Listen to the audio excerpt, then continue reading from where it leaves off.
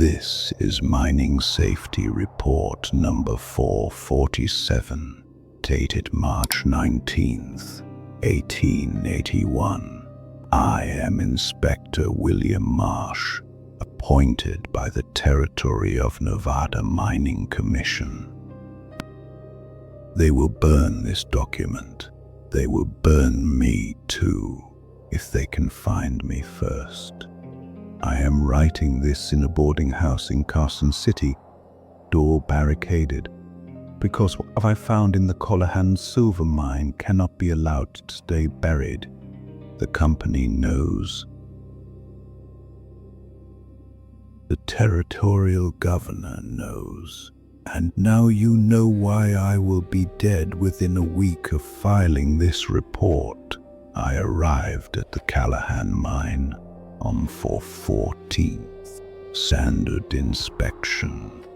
The superintendent, a man named Virgil Hess, met me at the entrance with his foreman. Both men looked like they had not slept in days. Hess kept glancing at the mine entrance, like it might swallow him whole. I noted this in my preliminary observations. He was scared, not nervous about safety violations, scared. The Callahan operation employed 42 men working 3 shifts. When I asked to see the shift logs, Hess handed them over without argument. Too fast, too cooperative. I counted the names. 42 men. But the payroll ledger showed 58 names in the past month. 16 men missing from current employment. I asked where those men went. Hess said they quit, just walked off. All 16. In 3 weeks, I asked for their exit interviews. Company policy required documentation. Hess said there were not any. The men just disappeared, did not collect final wages, did not take their belongings from the barracks. One miner left behind a wedding ring and $40 in cash, just vanished. I walked the camp, talked to the remaining miners. They would not look me in the eye, kept their answers short, but I noticed things. The barracks closest to the mine entrance were empty. 40 beds. Nobody would sleep there. The men crowded into the farther buildings, sleeping 2 or 3 to a bed, rather than use those empty bunks. I asked why. One old-timer finally spoke up, said the screaming kept them awake. I asked what screaming. He pointed to the mine entrance, said it came from down there. At night, when the shifts changed and the mine was empty. Sounds like men screaming, but wrong.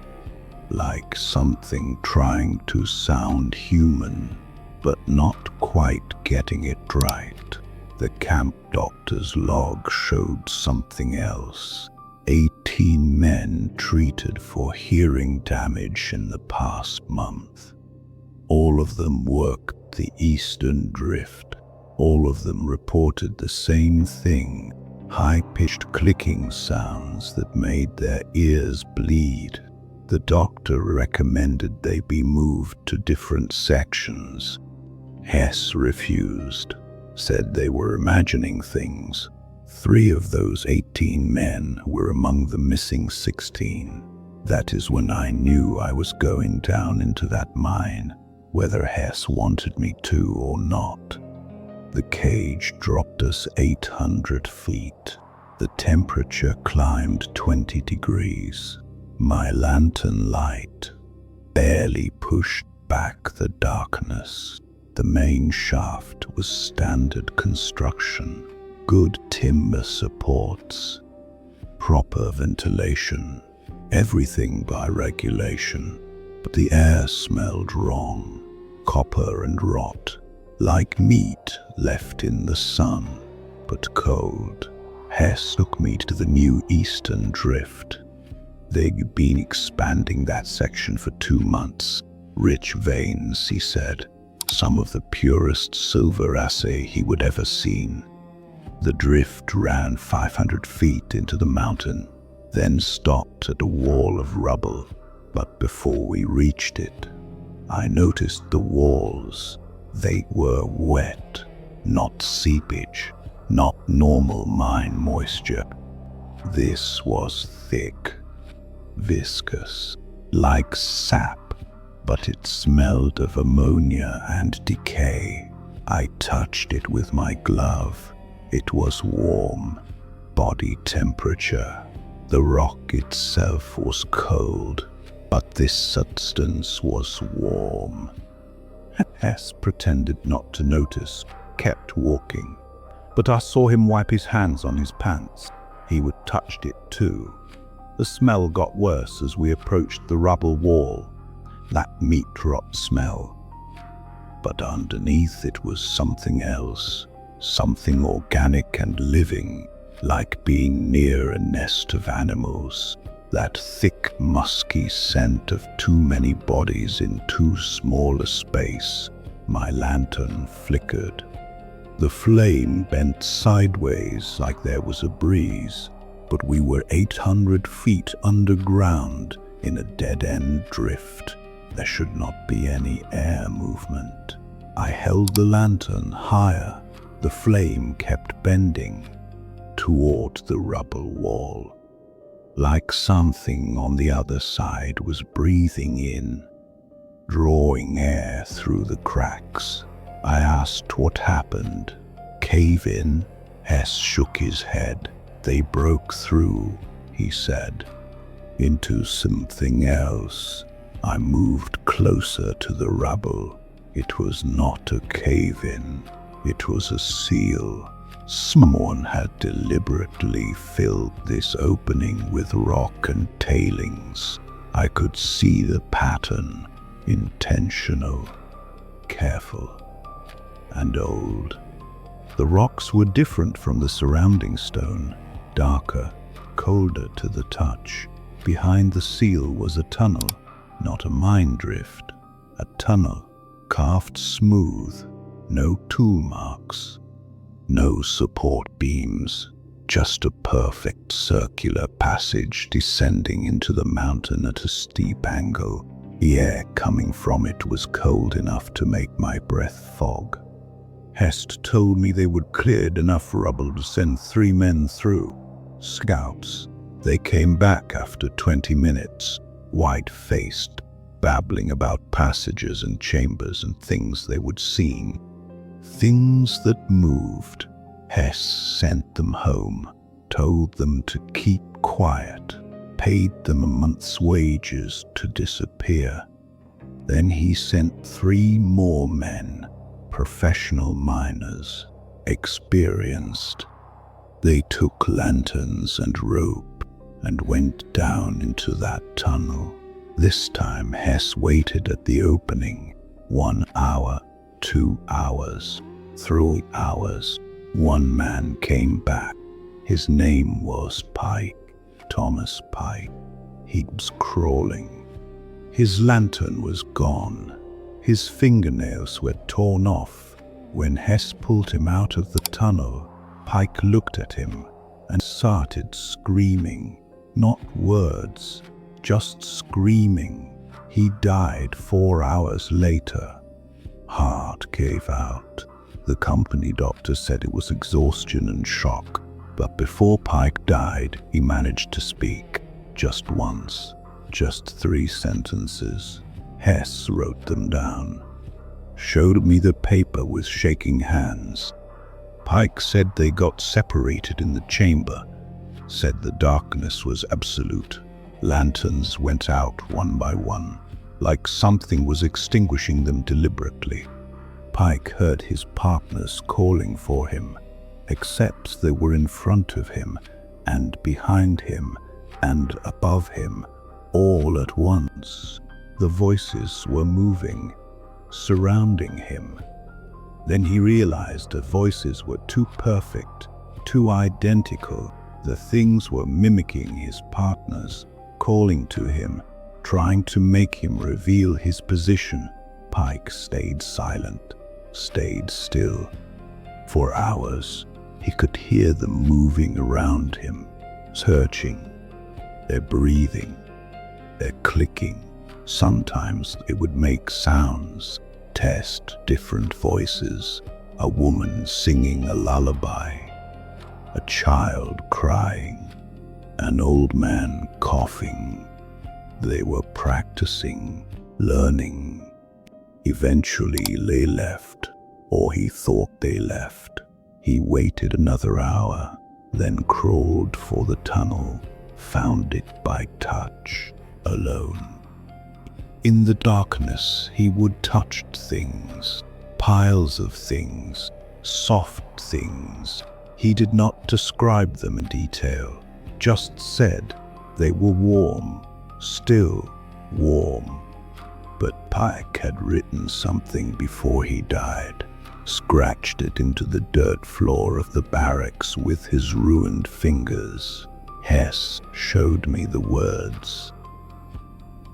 They do not blink, they do not blink, they do not blink. Over and over until his heart sobbed. I should have left then, filed my report, recommended the mine be closed. But 16 men were missing, and I had a duty.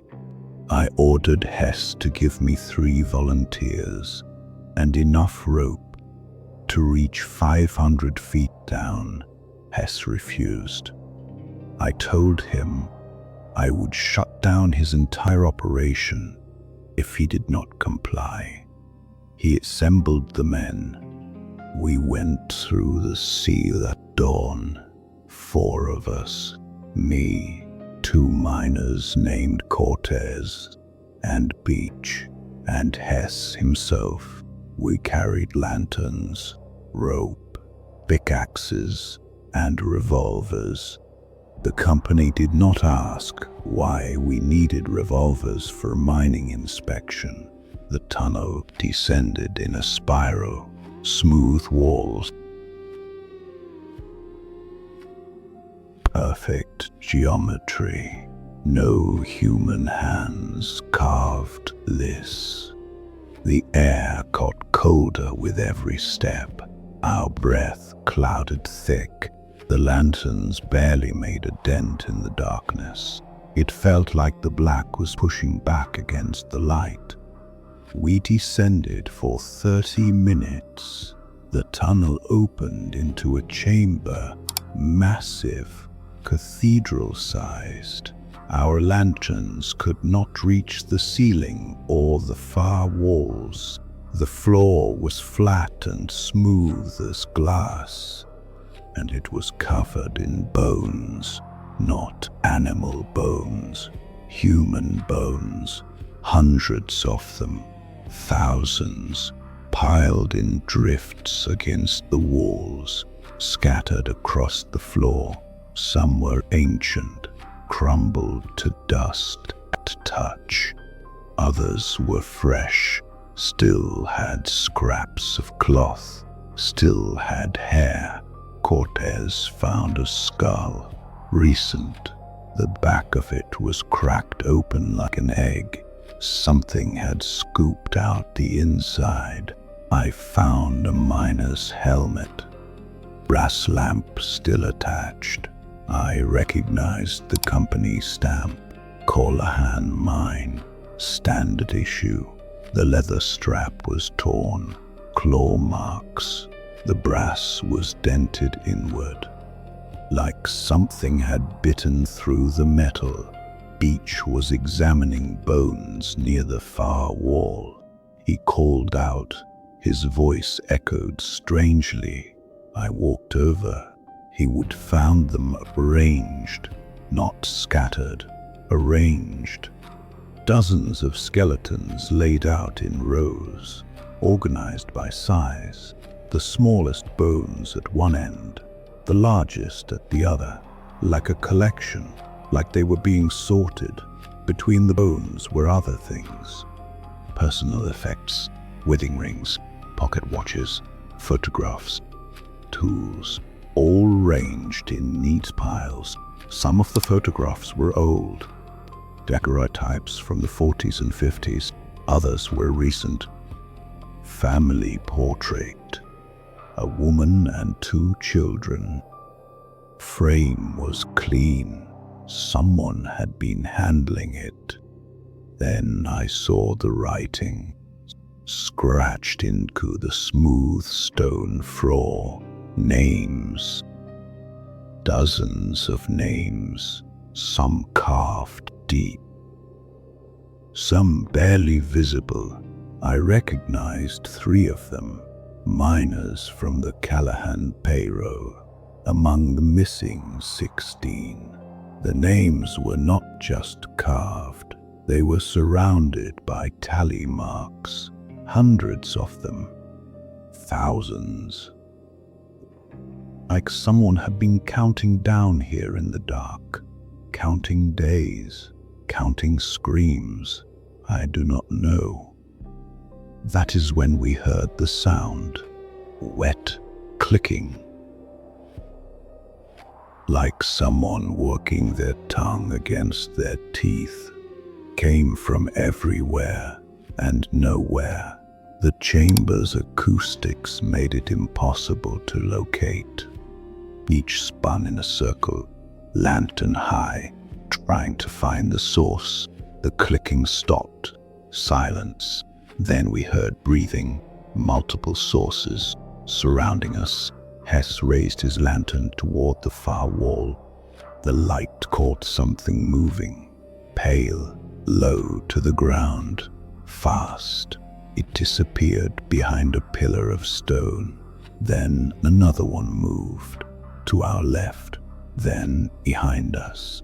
Beach started backing toward the tunnel entrance. He was right to be scared. I could fool them watching us. The weight of their attention was physical, pressing, hungry. I ordered a retreat, slow and steady. Do not run. Do not make noise. We moved as one unit back toward the tunnel. The wet clicking started again. Closer now. Multiple sources. They were communicating. Something touched my shoulder. I spun. Nothing there, but I felt it. Fingers, cold and wrong. Too many joints. Corte screamed. He was on the ground. Something had grabbed his ankle and pulled. He fired his revolver blindly. The muzzle flash lit up the chamber for a split second. I saw them. They were human-shaped, but wrong. Skin the color of fish bellies, no eyes. Just smooth skin where eyes should be. Mouths too wide, fingers too long. They moved on all fours, but their joints bent backward. There were dozens of them, watching us from the darkness, not moving, just watching, waiting. The light faded, and I realized what I would seen. They were not watching, they were listening. Their heads were cocked at angles no human neck could manage, tracking us by sound, by breath, by heartbeat. I stayed perfectly still, held my breath. Beside me, Hess did the same. We would both understood at the same moment. Movement meant death, but Cortez was panicking, scrambling backward, breathing hard, making noise. They all turned toward him, every head swiveling in perfect unison, and I saw their mouths open, wider than mouths should open. The skin around their jaws stretched and split.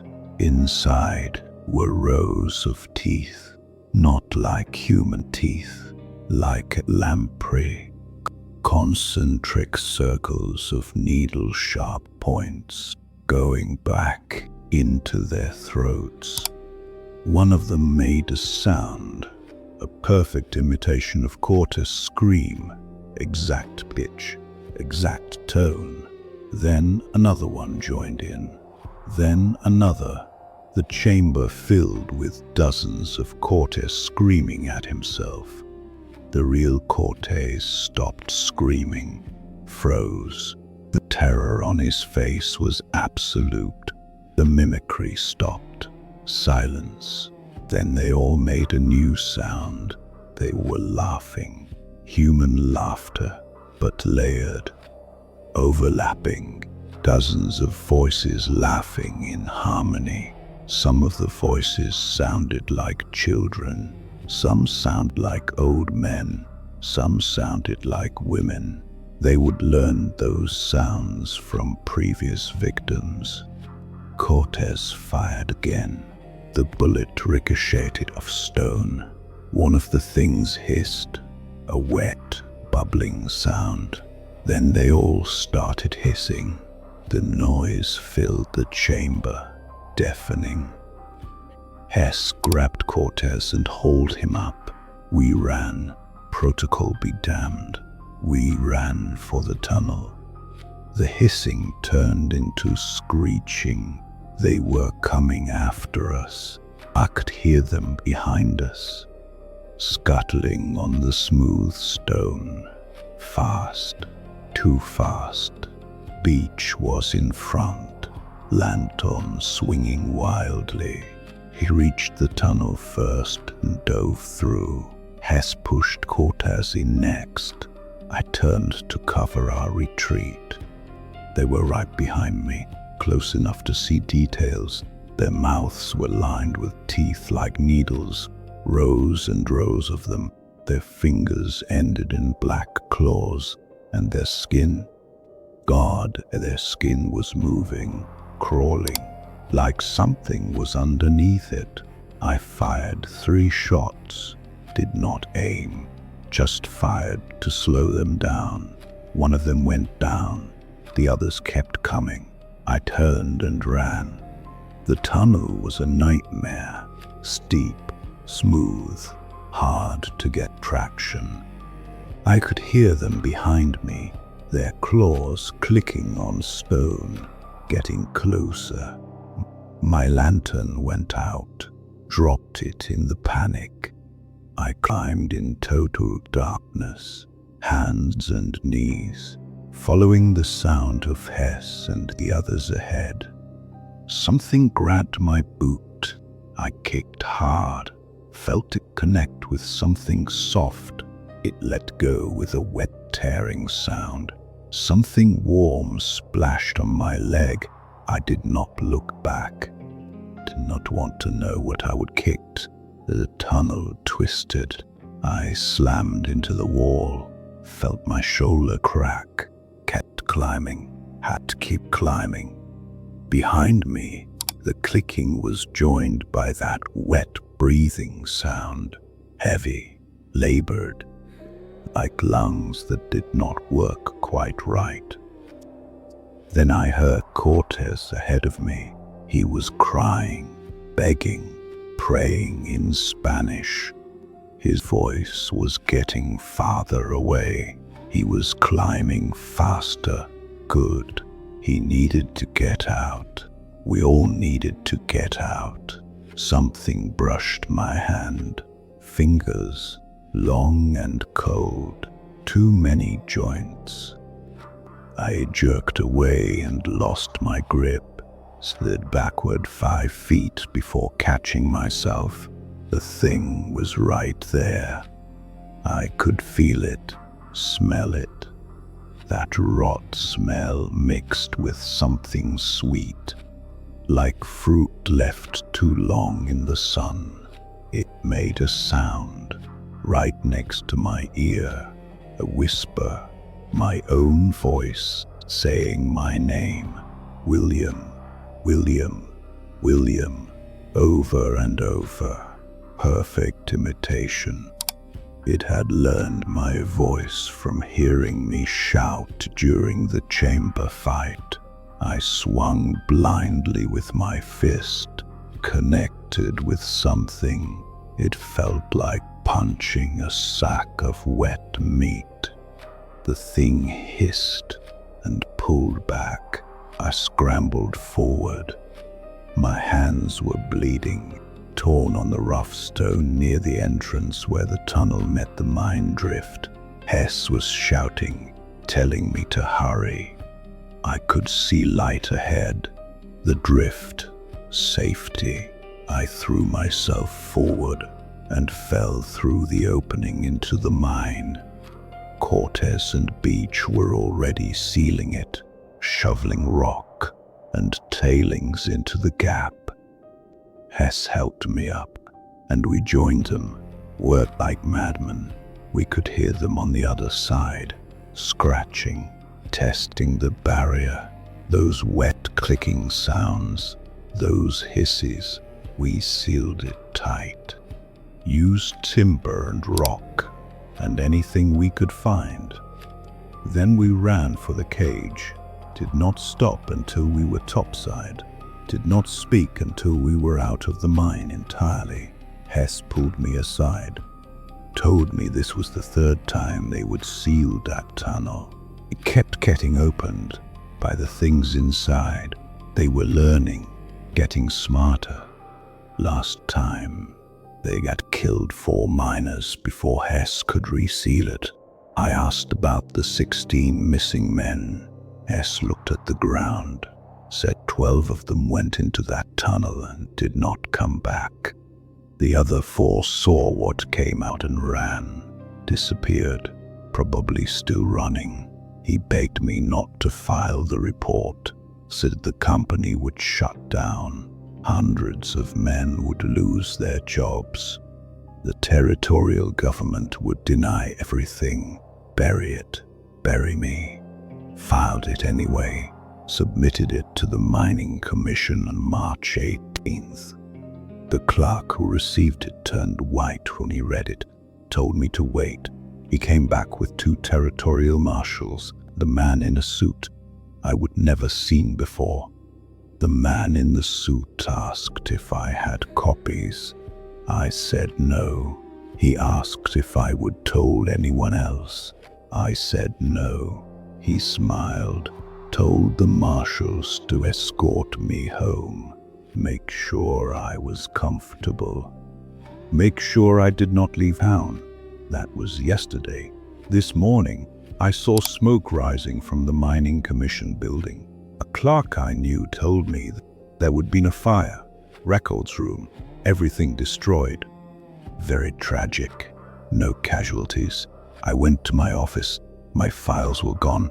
Every document, every note, every sketch I would made of the tunnel, all gone. The Callahan mine is still operating. I checked. Hess is still superintendent. The territorial government issued a statement saying my inspection found no violations. Everything in perfect order. But I made 1 copy. This one.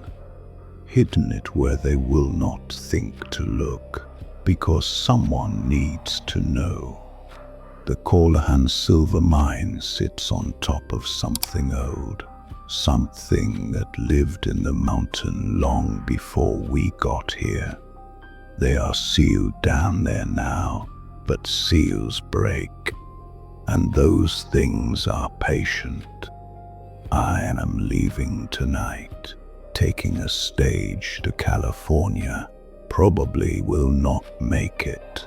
The man in the suit knows my face, knows where I will run. But I had to write this down, had to warn someone. If you are reading this, the mine is probably still operating, probably still breaking through into new drifts, probably still finding those tunnels. Do not go down there. Do not let them expand east. And if you hear wet clicking sounds coming from the deep shafts, seal it fast and run faster. They are still down there.